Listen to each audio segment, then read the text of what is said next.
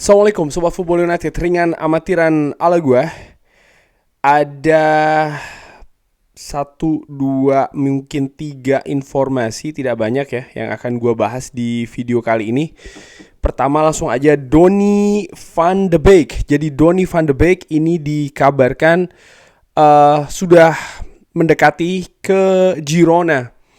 Yang menarik, harga ataupun biaya yang akan dibayar oleh Girona ini 500.000 euro.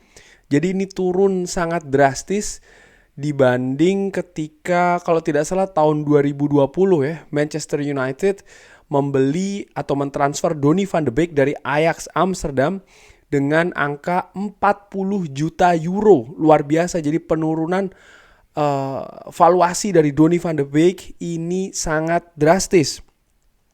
Dikabarkan oleh Fabrizio Romano ya, yang gua kutip dari Center Devils, mengatakan kalau kesepakatan antara Girona dan juga Donny van de Beek, artinya dengan Manchester United, ini berdasarkan dengan add-ons dan bisa saja naik sampai dengan 4 atau 5 juta euro berdasarkan penampilan di musim depan tentu saja, dan juga pencapaian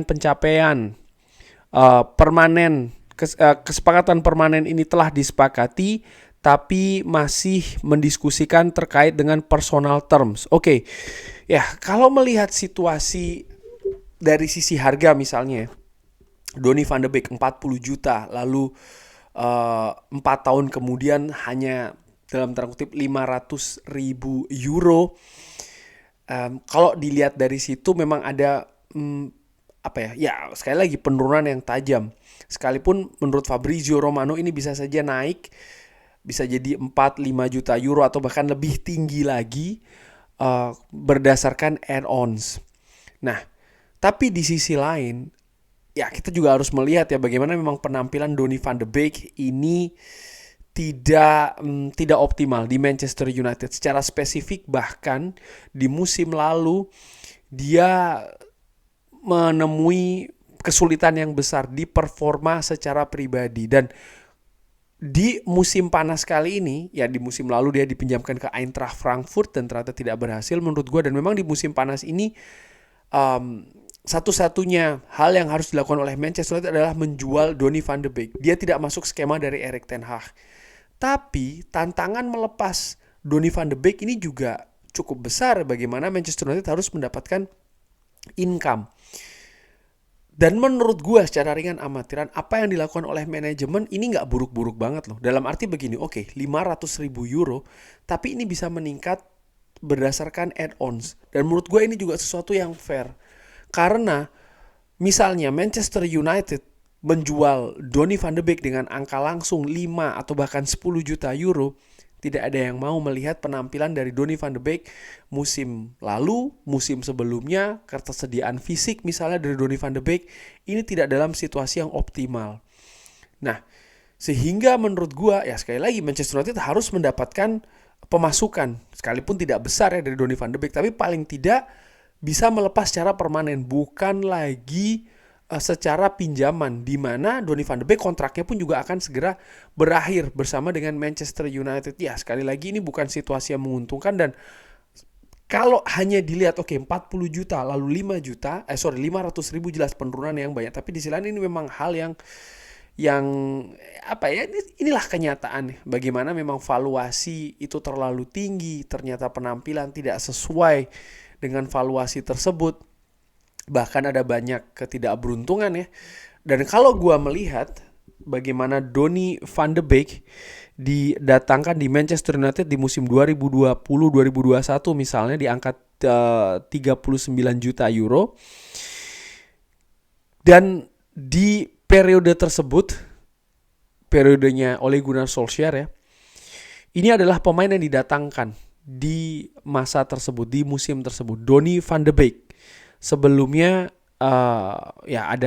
setelahnya ya ada Alex Telles, ada Edinson Cavani secara gratisan, lalu juga Facundo Pellistri yang memang masih sangat muda, dan di musim dingin ada Amat. Nah, fokus di sini adalah pada Donny van de Beek. Sebenarnya Gue ingat betul cerita pada saat mendatangkan Donny van de Beek ini semacam kayak panic buying, di mana Manchester United lebih dikaitkan dengan Jadon Sancho, tapi menjelang penutupan bursa tidak bisa menghadirkan Jadon Sancho ya yang sudah ditunggu lama itu, dan Manchester United tidak mungkin Manchester United tidak mungkin tidak mendatangkan pemain baru. Akhirnya mengambillah Donny van de Beek yang pada saat itu sebenarnya lebih dirumorkan ke Real Madrid dari Ajax. Musim Donny van de Beek bersama Ajax pada saat itu memang musim yang fantastis. Dia merupakan langganan tim nasional Belanda juga. Real Madrid disebut-sebut berminat untuk mendatangkan ke Santiago Bernabeu, tapi memang tidak pernah ada tindakan yang lebih jauh dari Real Madrid. Dan Manchester United yang kesulitan untuk mendatangkan pemain baru di musim panas akhirnya bermanuver dari proses menunggu Jadon Sancho menjadi ke Donny van de Beek. Akhirnya apa? Tidak jelas sebenarnya siapa yang menginginkan Donny van de Beek. Karena ketika dia datang, sampai dengan saat-saat terakhir dia di Manchester United, yang sudah melalui beberapa manajer yang berbeda, dari Ole Gunnar Solskjaer, Ralf Rangnick, bahkan Erik ten Hag sekalipun, dia tidak pernah mendapatkan kesempatan yang besar. Bahkan posisi saja tidak jelas. Apakah di nomor 6, apakah di nomor 8, apakah di nomor 10. Dan ini juga membuat frustrasi sang pemain sih menurut gue, walaupun Donny van de Beek menghadapinya dengan karakter yang sangat positif. Tapi ya gue sebenarnya suka Donny van de Beek, dan dari sisi karakter ya, artinya dia tetap positif, dia tetap tidak mencari masalah, walaupun keadaan dia di Manchester United ini tidak seperti yang mungkin direncanakan. Bermain di nomor 10, dia memiliki gaya yang berbeda dibandingkan dengan Bruno Fernandes. Bermain di nomor 6, bermain di nomor 8. Sudah ada pemain-pemain lain yang berposisi seperti itu. Jadi tidak jelas sebenarnya. Sehingga ya tidak maksimal. Dan ini merupakan sekali lagi menunjukkan kinerja yang tidak bagus menurut gue dari manajemen Manchester United sebelumnya. Gue secara ringan amatiran sih berharap Donny van de Beek semoga bisa meningkatkan lagi ya prestasi dan juga karirnya di klub barunya nanti. Dan berbicara terkait dengan lini tengah, gue ingin bergeser ke Sofyan Amrabat. Nah, Sofyan Amrabat dikabarkan oleh Korsport ini memiliki atau ada beberapa klub yang tertarik terhadap Sofyan Amrabat. Namun keinginan Sofyan Amrabat adalah untuk tetap stay di Manchester United. Dan dia percaya dia bisa stay di Manchester United, di mana ya mereka sudah memperbarui ataupun tetap bersama dengan Erik ten Hag. Manchester United disebutkan oleh Korsport ya bisa melakukan pergerakan untuk mendatangkan Sofyan Amrabat di pekan-pekan mendatang, dan biaya 13 juta pounds disebutkan akan cukup ya untuk mendatangkan pemain tengah ini. Ya, 13 juta pounds berarti mungkin sekitar 15 juta euro. Well, angka yang disebutkan ada pada 20 juta euro klausul pembelian terhadap Sofyan Amrabat jika Manchester United ingin ya kan. Dan Manchester United juga membayar angka yang cukup tinggi di peminjaman Sofyan Amrabat, di mana masa periode peminjamannya juga udah selesai, angka bahkan sampai 8 juta euro ya kan. Ini merupakan angka yang sangat tinggi menurut gue. Namun ya melihat situasi dari Sofyan Amrabat musim lalu, dia beberapa kali absen karena cedera. Memang dia tidak bisa tampil dengan situasi yang lebih baik ya. Artinya bagaimana Manchester United justru menempatkan Sofyan Amrabat beberapa kali di posisi bek kiri. Keadaan internal dari Manchester United menurut gue juga tidak bagus untuk pemain yang baru masuk dan untuk beradaptasi. Bagaimana dia datang pun di Manchester United ini juga menurut gue terlambat ya kan, di periode-periode di saat-saat akhir. Walaupun di akhir musim lalu dia menunjukkan banyak hal positif, terutama dari sisi permainan, dan puncaknya adalah bagaimana Sofyan Amrabat nih bermain di Wembley di final Piala FA menghadapi Manchester City. Nah, dari situ banyak tentu saja pendapat dari fans yang menginginkan Sofyan Amrabat itu tetap stay di Manchester United. Gua secara ringan amatiran melihat hal tersebut bisa saja terjadi. Gue tidak terlalu melihat apa yang terjadi musim lalu misalnya ya terhadap Sofyan Amrabat ini menunjukkan oke, bahkan dia berarti akan uh, tidak maksimal di Manchester United musim depan seandainya memang dipermanen. Gue tidak melihat seperti itu karena gue ya memperhatikan ya memang situasi musim lalu untuk Sofyan Amrabat nih sangat-sangat tidak menguntungkan lah. Tapi dia tetap menunjukkan atau bisa akhirnya menunjukkan permainan yang maksimal di akhir musim kompetisi kemarin di beberapa pertandingan liga dan puncaknya adalah di final Piala FA.